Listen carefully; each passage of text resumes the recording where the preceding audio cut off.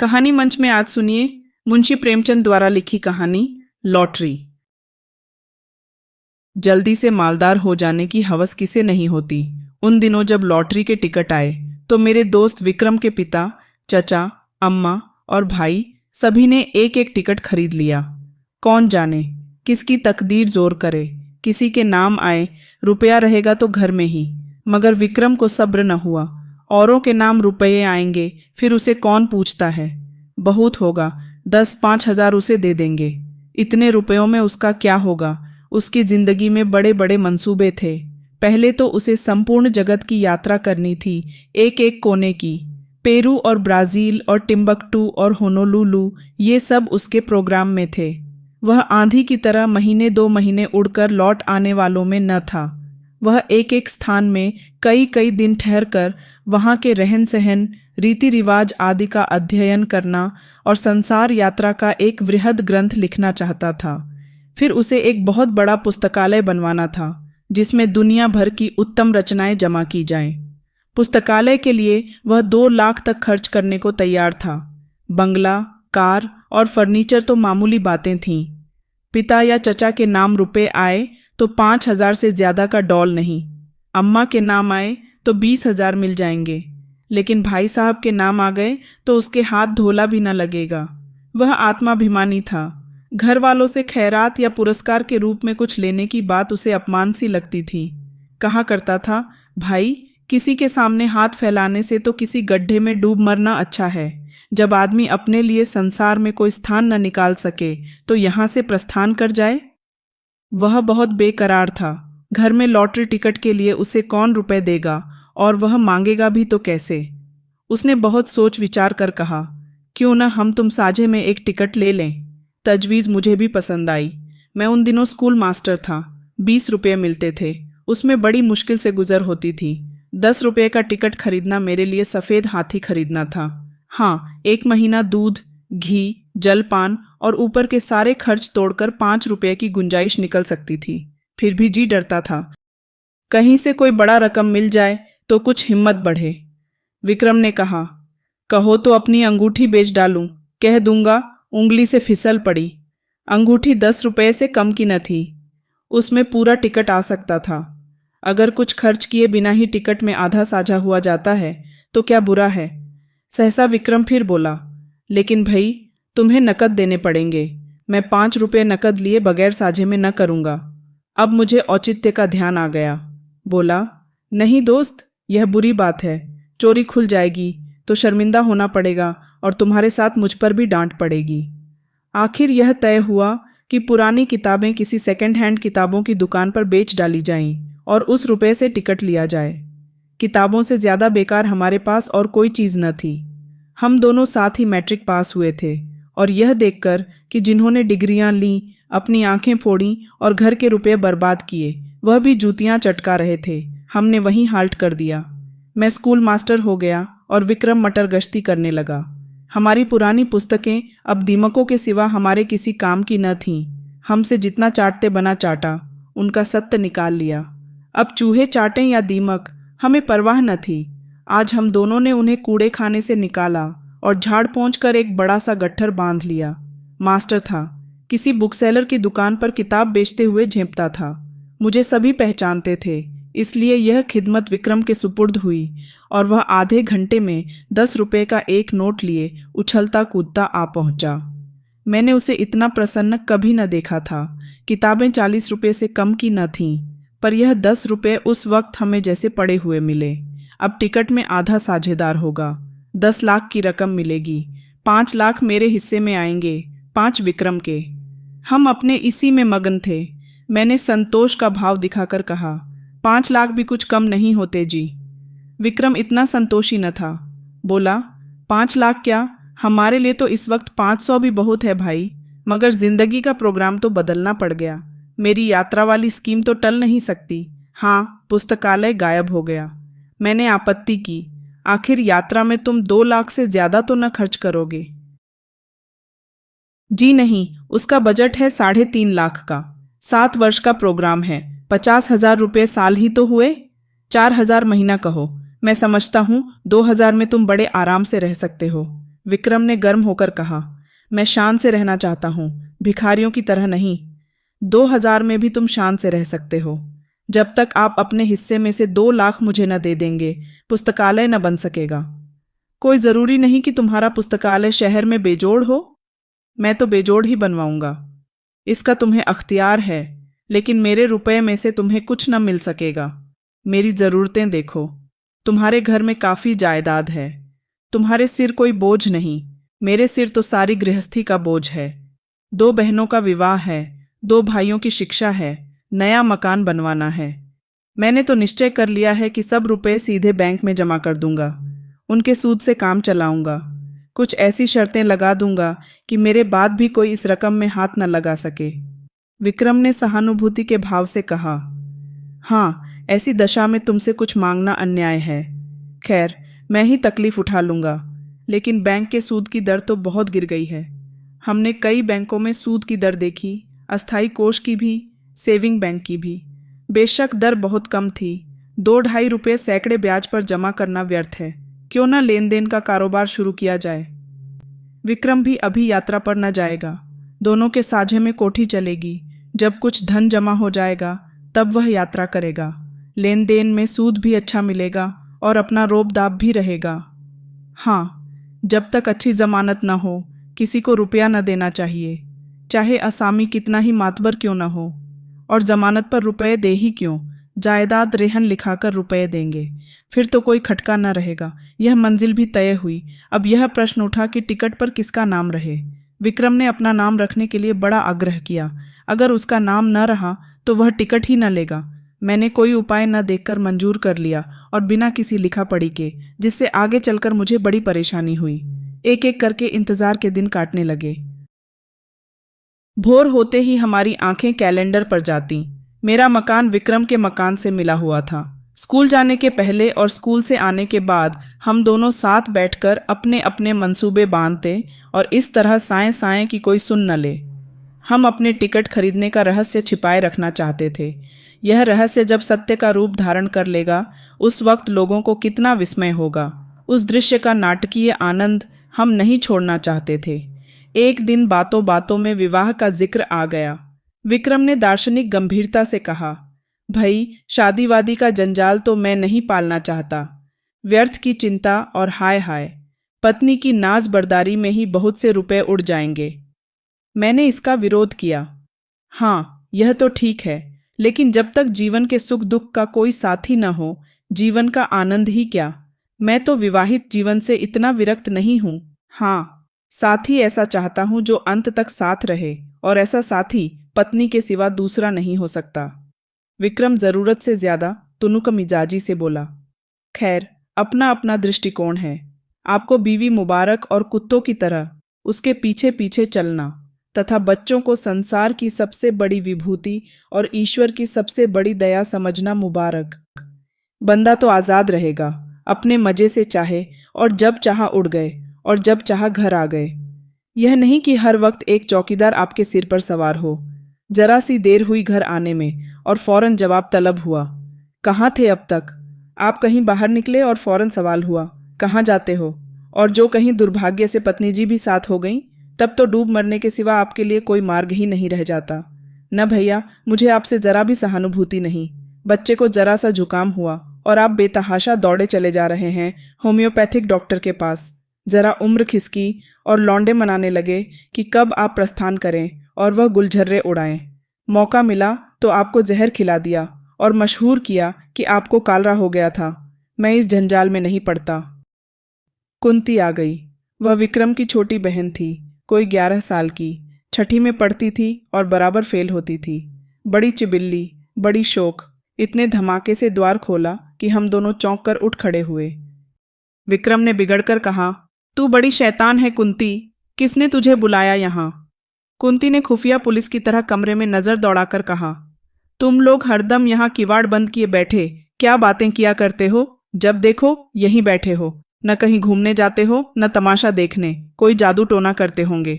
विक्रम ने उसकी गर्दन पकड़कर हिलाते हुए कहा, हाँ, एक तंत्र जगा रहे हैं जिसमें तुझे ऐसा दूल्हा मिले जो रोज गिनकर 5000 हंटर जमाए सड़ासड़। कुंती उसकी पीठ पर बैठकर बोली, मैं ऐसे दूल्हे से ब्याह करूंगी जो मेरे सामने खड़ा पूंछ हिलाता रहेगा।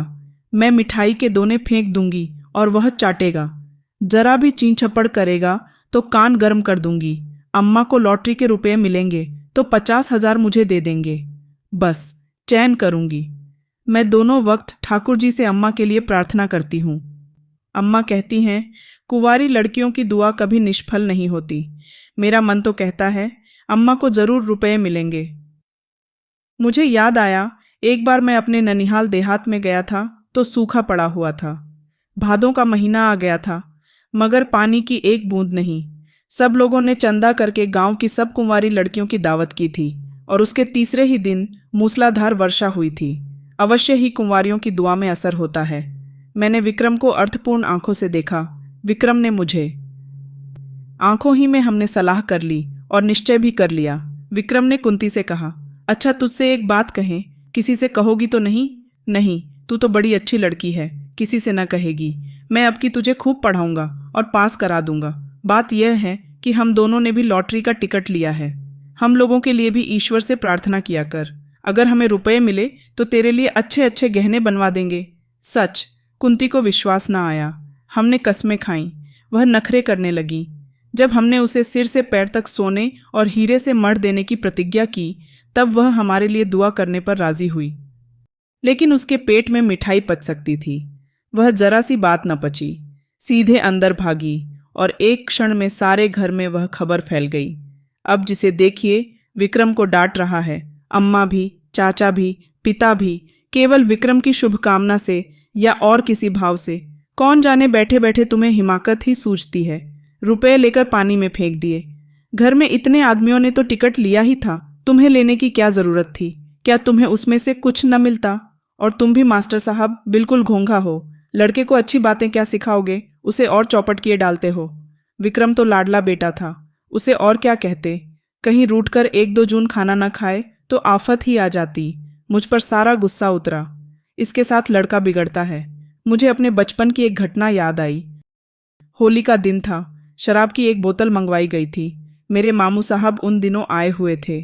मैंने चुपके से कोठरी में जाकर गिलास में एक घूंट शराब डाली और पी गया। अभी गला जल ही रहा था और आंखें लाल ही थीं कि मामू साहब कोठरी में आ गए और मुझे मानो सेंधा में गिरफ्तार कर लिया और इतना बिगड़े कि मेरा कलेजा सूख कर छुहारा हो गया। अम्मा ने भी डांटा, पिताजी ने भी डांटा। मुझे आंसुओं से उनकी क्रोधाग्नि शांत करनी पड़ी और दोपहर ही को मामू साहब नशे में पागल होकर गाने लगे। फिर रोए, फिर अम्मा को गालियां दी। दादा के मना करने पर भी मारने दौड़े और आखिर में कैक करके जमीन पर बेसुध पड़े नजर आए। विक्रम के पिता बड़े ठाकुर साहब और ताऊ छोटे ठाकुर साहब दोनों जड़वादी थे, पूजा पाठ की हंसी उड़ाने वाले, पूरे नास्तिक। मगर अब दोनों बड़े निष्ठावान और ईश्वर भक्त हो गए थे। बड़े ठाकुर साहब प्रातःकाल गंगा स्नान करने जाते और मंदिरों के चक्कर लगाते हुए दोपहर को सारी देह में चंदन लपेटे घर लौटते। छोटे ठाकुर साहब घर पर ही गर्म पानी से स्नान करते और गठिया से ग्रस्त होने पर भी राम नाम लिखना शुरू कर देते। धूप निकल आने पर पार्क की ओर निकल जाते और चींटियों को आटा खिलाते। शाम होते ही दोनों भाई अपने ठाकुर द्वारे में जा बैठते और आधी रात तक भागवत की कथा तन्मय होकर सुनते। विक्रम के बड़े भाई प्रकाश को साधु महात्माओं पर अधिक विश्वास था। वह मठों और साधुओं के अखाड़ों तथा कुटियों की खाक छानते और माताजी को तो भोर से आधी रात तक स्नान, पूजा और व्रत के सिवा दूसरा काम ही न था। इस उम्र में भी उन्हें सिंगार का शौक था, पर आजकल पूरी तपस्विनी बनी हुई थीं। लोग नाहक लालसा को बुरा कहते हैं।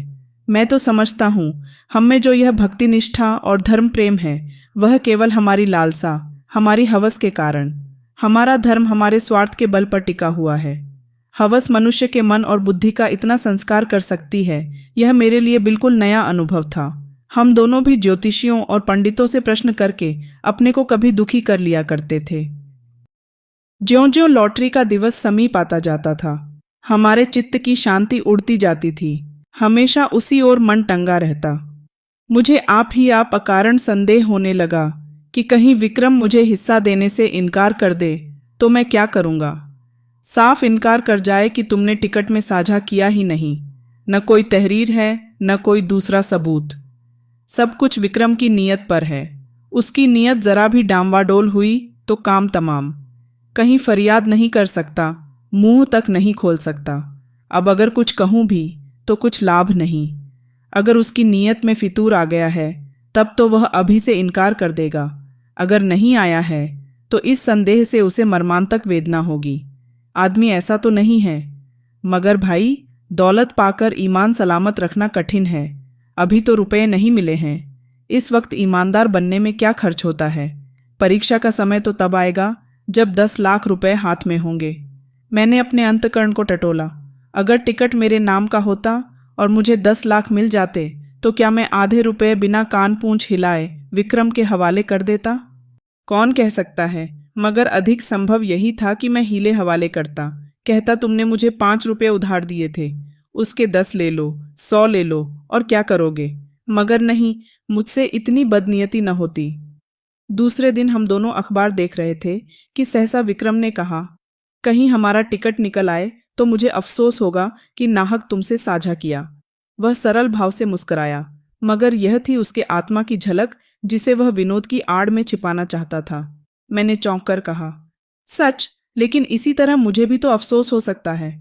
लेकिन टिकट तो मेरे नाम का है, इससे क्या? अच्छा, मान लो मैं तुम्हारे साझे से इनकार कर जाऊं? मेरा खून सर्द हो गया, आंखों के सामने अंधेरा छा गया। मैं तुम्हें इतना बदनीयत नहीं समझता था, मगर है बहुत संभव। 5 लाख, सोचो, दिमाग चकरा जाता है। तो भाई, अभी से कुशल है, लिखा पढ़ी कर लो, यह संशय रहे ही क्यों? विक्रम ने हंसकर कहा, तुम बड़े शक्की हो यार। मैं तुम्हारी परीक्षा ले रहा था। भला ऐसा कहीं हो सकता है? 5 लाख क्या, 5 करोड़ भी हों तब भी ईश्वर चाहेगा तो नियत में खलल न आने दूंगा। किंतु मुझे उसके इस आश्वासन पर बिल्कुल विश्वास न आया। मन में एक संशय बैठ गया। मैंने कहा, यह तो मैं जानता हूं, तुम्हारी नीयत कभी विचलित नहीं हो सकती, लेकिन लिखा पढ़ी कर लेने में क्या हर्ज है? फजूल है। फजूल ही सही तो पक्के कागज पर लिखना पड़ेगा। 10 लाख की कोर्ट फीस ही 7,500 हो जाएगी। किस भ्रम में हो आप? मैंने सोचा, बला से साधे लिखा पढ़ी के बल पर कोई कानूनी कार्रवाई न कर सकूंगा, पर इन्हें लज्जित करने का, इन्हें जलील करने का, इन्हें सबके सामने बेईमान सिद्ध करने का अवसर तो मेरे हाथ आएगा, और दुनिया में बदनामी का भय न हो तो आदमी न जाने क्या करे। अपमान का भय कानून के भय से किसी तरह कम क्रियाशील नहीं होता। बोला, मुझे सादे कागज पर ही विश्वास आ जाएगा। विक्रम ने लापरवाही से कहा, जिस कागज का कोई कानूनी महत्व नहीं, उसे लिखकर क्या समय नष्ट करें? मुझे निश्चय हो गया कि विक्रम की नीयत में अभी से फितूर आ गया। नहीं तो सादा कागज लिखने में क्या बाधा हो सकती है? बिगड़ कर कहा, तुम्हारी नीयत तो अभी से खराब हो गई। उसने निर्लज्जता से कहा, तो क्या तुम साबित करना चाहते हो कि ऐसी दशा में तुम्हारी नीयत न बदलती? मेरी नीयत इतनी कमजोर नहीं है। रहने भी दो, बड़ी नीयत वाले अच्छे अच्छे को देखा है। तुम्हें इसी वक्त लिखित रूप में कुछ तय करना पड़ेगा। मुझे तुम्हारे ऊपर विश्वास नहीं रहा। अगर तुम्हें मेरे ऊपर विश्वास नहीं है तो मैं भी नहीं लिखता। तो क्या तुम समझते हो तुम मेरे रुपए हजम कर जाओगे? किसके रुपए और कैसे रुपए? मैं कहे देता हूं विक्रम, हमारी दोस्ती का ही अंत न हो जाएगा, बल्कि इससे कहीं भयंकर परिणाम होगा। हिंसा की एक ज्वाला सी मेरे अंदर दहक उठी। सहसा दीवान खाने में झड़प की आवाज सुनकर मेरा ध्यान उधर चला गया। यहाँ दोनों ठाकुर बैठा करते थे। उनमें ऐसी मित्रता थी जो आदर्श भाइयों में हो सकती है। राम और लक्ष्मण में भी इतनी ही रही होगी। झड़प की तो बात ही क्या, मैंने उनमें कभी विवाद होते भी नहीं सुना था। बड़े ठाकुर जो कह दें वह छोटे ठाकुर के लिए कानून था, और छोटे ठाकुर की इच्छा देखकर ही बड़े ठाकुर कोई बात कहते थे। हम दोनों को आश्चर्य हुआ। दीवान खाने के द्वार पर जाकर खड़े हो गए। दोनों भाई अपनी अपनी कुर्सियों से उठकर खड़े हो गए थे। एक एक कदम आगे भी बढ़ आए थे। आंखें लाल, मुख विकृत, तिवोरियां चढ़ी हुई, मुट्ठियां बंधी हुई। मालूम होता था बस हाथापाई हो ही जाएगी। छोटे ठाकुर ने हमें देखकर पीछे हटते हुए कहा, सम्मिलित परिवार में जो कुछ भी और कहीं से भी और किसी के नाम से भी आए वह सबका है, बराबर। बड़े ठाकुर ने विक्रम को देखकर एक कदम और आगे बढ़ाया। हरगिज नहीं, अगर मैं कोई जुर्म करूं तो मैं पकड़ा जाऊंगा। सम्मिलित परिवार नहीं, मुझे सजा मिलेगी, सम्मिलित परिवार को नहीं। यह वैयक्तिक प्रश्न है। इसका फैसला अदालत से होगा। शौक से अदालत जाइए। अगर मेरे लड़के, मेरी बीवी या मेरे नाम से लॉटरी निकली तो आपका उससे कोई संबंध नहीं होगा। उसी तरह जैसे आपके नाम से लॉटरी निकले तो मुझसे, मेरी बीवी से या मेरे लड़के से उससे कोई संबंध नहीं होगा। अगर मैं जानता कि आपकी ऐसी नीयत है तो मैं भी बीवी बच्चों के नाम से टिकट ले सकता था। यह आपकी गलती है, इसीलिए कि मुझे विश्वास था आप भाई हैं। यह जुआ है, आपको समझ लेना चाहिए था। जुए की हार जीत का खानदान पर कोई असर नहीं पड़ सकता। अगर आप कल को 10-5 हजार रेस में हार जाएं तो खानदान उसका जिम्मेदार नहीं होगा, मगर भाई का हक दबाकर आप सुखी नहीं रह सकते। आप न ब्रह्मा हैं, न ईश्वर और न कोई महात्मा। विक्रम की माता ने सुना कि दोनों भाइयों में ठनी हुई है और मल्ल युद्ध होने वाला है, तो दौड़ी हुई बाहर आईं और दोनों को समझाने लगीं। छोटे ठाकुर ने बिगड़कर कहा, आप मुझे क्या समझती हैं? उन्हें समझाइए जो 4-4 टिकट लिए बैठे हैं। मेरे पास क्या है? एक टिकट, उसका क्या भरोसा। मेरी अपेक्षा जिन्हें रुपए मिलने का 4 चांस है, उनकी नीयत बिगड़ जाए तो लज्जा और दुख की बात है। ठकुराइन ने देवर को दिलासा देते हुए कहा, अच्छा, मेरे रुपए में से आधे तुम्हारे। अब तो खुश हो। बड़े ठाकुर ने बीवी की जबान पकड़ी। क्यों आधे लेंगे? मैं एक धोला भी न दूंगा। हम मुरौवत और सहृदयता से काम लें, फिर भी उन्हें 5वें हिस्से से ज्यादा किसी तरह न मिलेगा। आधे का दावा किस नियम से हो सकता है? न बौद्धिक, न धार्मिक, न नैतिक। छोटे ठाकुर ने खिसियाकर कहा, सारी दुनिया का कानून आप ही तो जानते हैं। जानते ही हैं। 30 साल तक वकालत नहीं की है। यह वकालत निकल जाएगी जब सामने कलकत्ते का बैरिस्टर खड़ा कर दूंगा। बैरिस्टर की ऐसी तैसी, चाहे वह कलकत्ते का हो या लंदन का। मैं आधा लूंगा, उसी तरह जैसे घर की जायदाद में मेरा आधा है। इतने में विक्रम के बड़े भाई साहब सिर और हाथ में पट्टी बांधे, लंगड़ाते हुए, कपड़ों पर ताजा खून के दाग लगाए, प्रसन्न मुख आकर एक आराम कुर्सी पर गिर पड़े। बड़े ठाकुर ने घबराकर पूछा, यह तुम्हारी क्या हालत है जी? यह चोट कैसे लगी? किसी से मारपीट तो नहीं हो गई? प्रकाश ने कुर्सी पर लेटकर एक बार कराहा, फिर मुस्कुराकर बोले, जी कोई बात नहीं, ऐसी कोई बहुत चोट नहीं लगी। कैसे कहते हो कि चोट नहीं लगी? सारा हाथ और सिर सूज गया है, कपड़े खून से तर हैं। यह मामला क्या है? कोई मोटर दुर्घटना तो नहीं हो गई? बहुत मामूली चोट है साहब, 2-4 दिन में अच्छी हो जाएगी। घबराने की कोई बात नहीं। प्रकाश के मुख पर आशापूर्ण शांत मुस्कान थी। क्रोध, लज्जा या प्रतिशोध की भावना का नाम भी न था। बड़े ठाकुर ने और व्यग्र होकर पूछा, लेकिन हुआ क्या? यह क्यों नहीं बतलाते? किसी से मारपीट हुई हो तो थाने में रपट करवा दूं। प्रकाश ने हल्के मन से कहा, मारपीट किसी से नहीं हुई साहब। बात यह है कि मैं जरा झक्कड़ बाबा के पास चला गया था। आप तो जानते हैं, वह आदमियों की सूरत से भागते हैं और पत्थर लेकर मारने दौड़ते हैं। जो डरकर भागा वह गया, जो पत्थर की चोटें खाकर भी उनके पीछे लगा रहा वह पारस हो गया। वह यही परीक्षा लेते हैं। आज मैं वहां पहुंचा तो कोई 50 आदमी जमा थे। कोई मिठाई लिए, कोई बहुमूल्य भेंट लिए, कोई कपड़ों के थान लिए। झक्कड़ बाबा ध्यानावस्था में बैठे हुए थे। एकाएक उन्होंने आंखें खोलीं और यह जनसमूह देखा तो कई पत्थर चुनकर उनके पीछे दौड़े। फिर क्या था, भगदड़ मच गई। लोग गिरते पड़ते भागे, हुर्र हो गए। एक भी न टिका। अकेला मैं घंटे घर की तरह वहीं डटा रहा। बस उन्होंने पत्थर चला ही तो दिया। पहला निशाना सिर में लगा। उनका निशाना अचूक पड़ता है। खोपड़ी भन्ना गई, खून की धारा बह चली, लेकिन मैं हिला नहीं। फिर बाबा जी ने दूसरा पत्थर फेंका, वह हाथ में लगा। मैं गिर पड़ा और बेहोश हो गया। जब होश आया तो वहां सन्नाटा था। बाबा जी भी गायब हो गए थे। अंतर्धान हो जाया करते हैं। किसे पुकारूं, किससे सवारी लाने को कहूं? मारे दर्द के हाथ फटा पड़ता था और सिर से अभी तक खून जारी था। किसी तरह उठा और सीधा डॉक्टर के पास गया। उन्होंने देखकर कहा, हड्डी टूट गई है और पट्टी बांध दी। गर्म पानी से सेंकने को कहा है। शाम को फिर आएंगे, मगर चोट लगी तो लगी। अब लॉटरी मेरे नाम आई धरी है, यह निश्चय है। ऐसा कभी हुआ ही नहीं कि झक्कड़ बाबा की मार खाकर कोई नामुराद रह गया हो।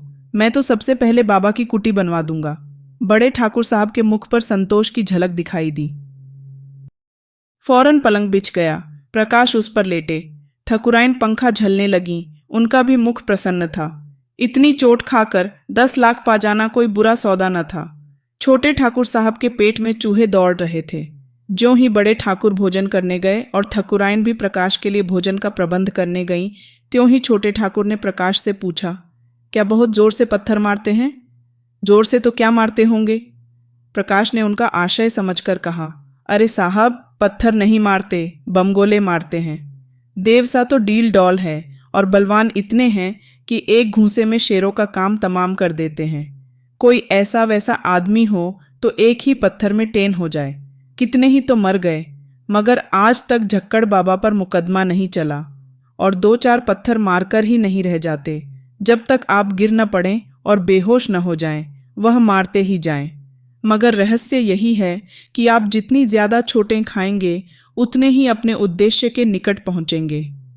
प्रकाश ने ऐसा रोएं खड़े कर देने वाला चित्र खींचा कि छोटे ठाकुर साहब थर्रा उठे। पत्थर खाने की हिम्मत न पड़ी। आखिर भाग्य के निपटारे का दिन आया। जुलाई की 20वीं तारीख, कत्ल की रात। हम प्रातःकाल उठे तो जैसे एक नशा चढ़ा हुआ था, आशा और भय के द्वंद्व का। दोनों ठाकुरों ने रात के समय गंगा स्नान किया था और मंदिर में बैठे पूजन कर रहे थे। आज मेरे मन में श्रद्धा जागी। मंदिर में जाकर मन ही मन ठाकुर जी की स्तुति करने लगा। अनाथों के नाथ, तुम्हारी कृपा दृष्टि क्या हमारे ऊपर न होगी? तुम्हें क्या मालूम नहीं, हमसे ज्यादा तुम्हारी दया कौन डिजर्व करता है? विक्रम सूट बूट पहने मंदिर के द्वार पर आया। मुझे इशारे से बुलाकर इतना कहा, मैं डाक खाने जाता हूँ, और हवा हो गया। जरा देर में प्रकाश मिठाई के थाल लिए हुए घर से निकले और मंदिर के द्वार पर खड़े होकर कंगालों को बांटने लगे, जिनकी एक भीड़ जमा हो गई थी। और दोनों ठाकुर भगवान के चरणों में लौ लगाए हुए थे, सिर झुका रहे थे, आंखें बंद किए हुए, अनुराग में डूबे हुए। बड़े ठाकुर ने सिर उठाकर पुजारी की ओर देखा और बोले, भगवान तो बड़े भक्तवत्सल हैं, क्यों पुजारी जी? पुजारी जी ने समर्थन किया, हाँ सरकार, भक्तों की रक्षा के लिए तो भगवान क्षीरसागर से दौड़े और गज को ग्रह के मुंह से बचाया। एक क्षण के बाद छोटे ठाकुर साहब ने सिर उठाया और पुजारी जी से बोले, पुजारी जी, भगवान तो सर्वशक्तिमान हैं, अंतर्यामी, सबके दिल का हाल जानते हैं। पुजारी ने समर्थन किया, हाँ सरकार, अंतर्यामी न होते तो सबके मन की बात कैसे जान जाते। शबरी का प्रेम देखकर स्वयं उसकी मनोकामना पूरी की।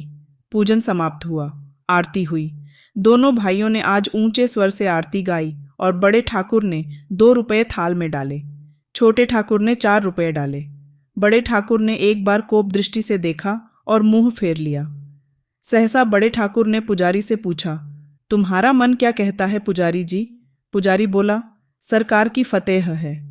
छोटे ठाकुर ने पूछा, और मेरी? पुजारी ने उसी मुस्तैदी से कहा, आपकी भी फतेह है। बड़े ठाकुर श्रद्धा से डूबे भजन गाते हुए मंदिर से निकले। प्रभु जी, मैं तो आयो शरण तिहारे। हाँ प्रभु जी। 1 मिनट में छोटे ठाकुर साहब भी मंदिर से गाते हुए निकले। अब पत राखो मोरे दया निधान, तोरी गति लखी न परे।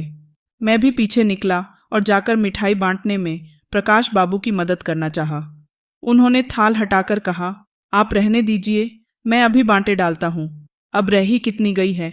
मैं खिसियाकर डाकखाने की तरफ चला कि विक्रम मुस्कुराता हुआ साइकिल पर आ पहुंचा। उसे देखते ही सभी जैसे पागल हो गए। दोनों ठाकुर सामने ही खड़े थे, दोनों बाज की तरह झपटे। प्रकाश के थाल में थोड़ी सी मिठाई बच रही थी। उसने थाल जमीन पर पटका और दौड़ा, और मैंने तो उस उन्माद में विक्रम को गोद में उठा लिया। मगर कोई उससे कुछ पूछता नहीं। सभी जय जयकार की हांकी लगा रहे हैं। बड़े ठाकुर ने आकाश की ओर देखा, बोलो राजा रामचंद्र की जय। छोटे ठाकुर ने छलांग मारी, बोलो हनुमान जी की जय। प्रकाश तालियां बजाता हुआ चीखा, दुहाई झक्कड़ बाबा की। विक्रम ने और जोर से कह कहा मारा और फिर अलग खड़ा होकर बोला, जिसका नाम आया है उससे 1 लाख लूंगा। बोलो, है मंजूर? बड़े ठाकुर ने उसका हाथ पकड़ा, पहले बता तो। ना, यो नहीं बताता। छोटे ठाकुर बिगड़े, महज बताने के लिए 1 लाख? शाबाश। प्रकाश ने भी तिवोरी चढ़ाई, क्या डाकखाना हमने देखा नहीं है?